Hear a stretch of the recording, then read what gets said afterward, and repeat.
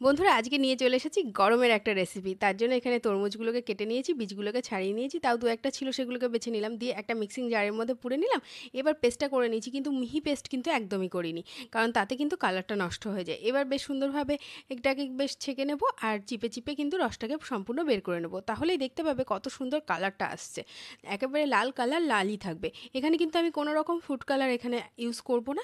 তাতেও দেখবে কত সুন্দর কালারটা আসছে। এবার কড়াই বসিয়ে দিলাম জাল দিতে। এবার মিষ্টিটাকে চলো ততক্ষণে দিয়ে নিই। আর মিষ্টিটা অবশ্যই তোমাদের স্বাদ অনুসারে দেবে। তবে অবশ্যই ওয়াটারমেলনটা কতটা মিষ্টি সেটা দেখে নেবে।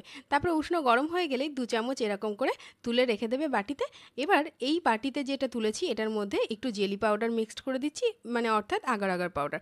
তারপরে ঠিক ১.৫ থেকে ২ মিনিট এভাবে জাল দেবে। তাহলেই কিন্তু আমাদের তৈরি হয়ে যাবে একদম সুন্দর জেলি বা একটা একদম গরমের একটা পুডিং।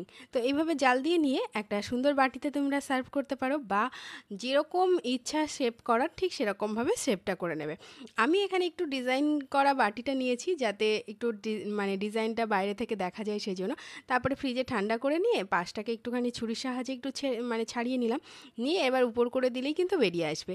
দেখো কত সুন্দর হয়েছে, পুরো মানে এদিক ওদিক হয়ে যাচ্ছে।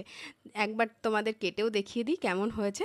তাহলে তোমরা ডিজাইনটা পুরোপুরি পরিষ্কার বুঝতে পারবে যে কেমন হয়েছে। দেখেছো কত সুন্দর ডিজাইনটা লাগছে। তো আজকের রেসিপি কেমন লাগলো অবশ্যই জানাবেন। ভালো লাগলে সাবস্ক্রাইব